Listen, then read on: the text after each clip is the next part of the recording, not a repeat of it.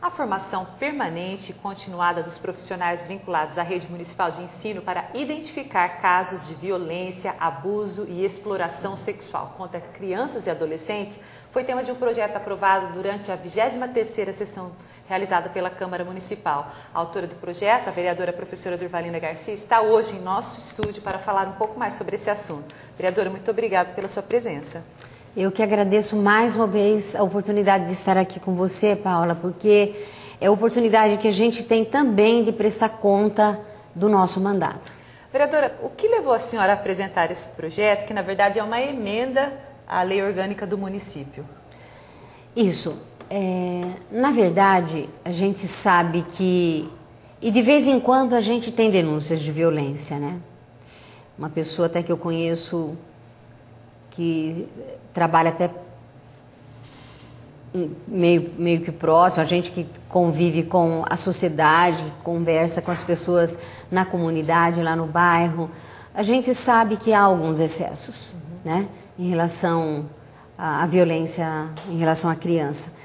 E nós precisamos, na verdade, criar, o poder público, na verdade, precisa criar mecanismos para ajudar no combate à violência. Então, na medida que se identifica que uma criança está sendo abusada, violentada, e essa família é abordada, até para que se faça um tratamento também, para que se faça uma reflexão, eu acho que nós vamos coibindo a violência. Porque você imagine que uma criança, ao sofrer abuso ou sofrer violência, ela sofre calada e sozinha. Porque ela é muito pequenina, né? Nós somos adultos e dá para imaginar o que na cabeça de uma criança de 4, 5, 6 anos pode acontecer se ela estiver sofrendo não só a violência, mas a ameaça também. Né? Às vezes a coitadinha sofre sozinha, isoladamente e não tem com quem falar. Então, na medida que a gente tenha pessoas que lidam com a criança, e principalmente na educação, porque as crianças se dirigem à escola, as crianças estão lá na escola. Na medida que a gente tenha pessoas preparadas para identificar essa criança, fica mais fácil a gente combater também a violência. Nos dias de hoje, os professores sentem essa dificuldade de identificar as crianças que estão sendo vítimas de maltratos? Bom, na verdade, o papel do professor é ensinar, é trabalhar com a criança na questão do ensino-aprendizagem. Né? Então, às vezes, pode passar despercebido.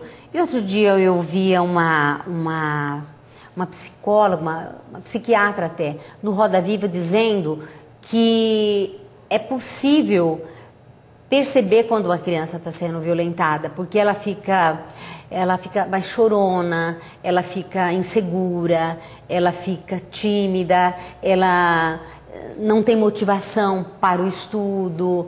Então, há características assim muito claras, né, de que a criança que sofre abuso, que sofre violência, assim, a característica, e ela pode ser identificada. E quem tem todos esses dados, quem está preparado, ao olhar a criança, ela observa que a criança mudou, que a criança tem, assim, apresenta algumas características de insegurança, de desmotivação,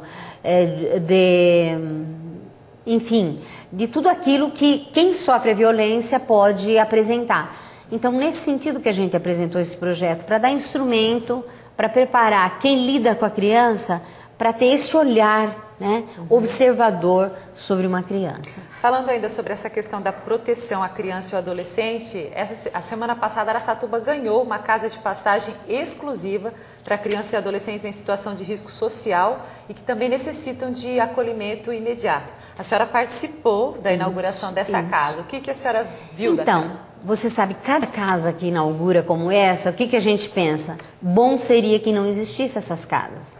Bom seria que a gente vivesse numa sociedade fraterna, de paz. Bom seria que as crianças todas fossem respeitadas no seu direito. Bom seria que não houvesse nenhum tipo de violência em relação à criança. Mas, infelizmente, não é assim, né? Agora, essa criança que foi vítima de abuso, de violência, que precisa, num determinado momento, ser retirada da sua casa, precisa também ter um espaço adequado, com profissionais competentes, preparados para lidar com essa criança. A casa de passagem já diz, não é um lugar que a criança vai ficar ali, morar ali eternamente, né? É um lugar que ela vai passar por algum tempo até que seja resolvida a vida dessa criança. E tanto o Conselho Tutelar, né, o promotor da infância e juventude, enfim, todos aqueles que lidam com essa questão, precisa ter essa retaguarda, né?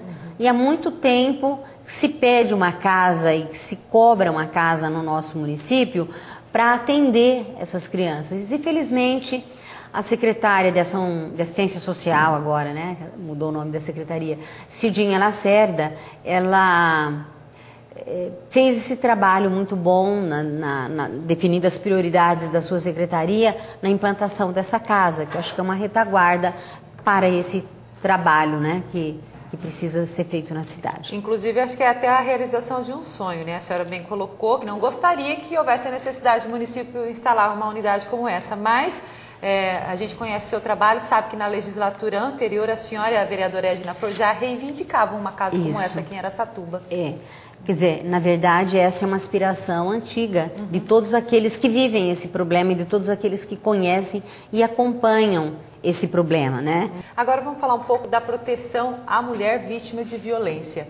No último sábado foi comemorados 4 anos de implantação da Lei Maria da Penha. O que a senhora viu assim de mudança, de avanço, desde que a Lei Maria da Penha foi implantada? Então, essa é outra lei também que não deveria existir, né, Paula? Eu acho que as mulheres deveriam ser respeitadas. E quando a gente sabe da violência, e quem vê televisão e pela internet, pela imprensa, a gente percebe que ainda um grande número de mulheres são vítimas de violência e violência doméstica até. Eu imagino que o álcool seja um grande causador disso, eu combato muito essa questão do alcoolismo, eu acho uma questão difícil que a nossa sociedade precisa enfrentar. A lei, você sabe, você também já conhece a trajetória da Maria da Penha, depois de sofrer muito, e do sofrimento dela, ela conseguiu fazer com que fosse aprovada uma lei que também desse proteção a outras mulheres, né? Do sofrimento dela, ela procurou ajudar outras pessoas, outras mulheres vítimas de violência. Eu penso que a partir dessa lei, o poder público passou a ter mais atenção com isso, passou a observar melhor isso. Por exemplo, a criação do Centro de Referência da Mulher é um bom exemplo disso, né? Também foi criada na administração do prefeito Cido Sério. É uma demonstração de que o poder público precisa dar retaguarda e precisa acolher essas mulheres. Então, esse Centro de Referência, a gente já comentou aqui, foi feito exatamente para acolher essas mulheres vítimas de violência.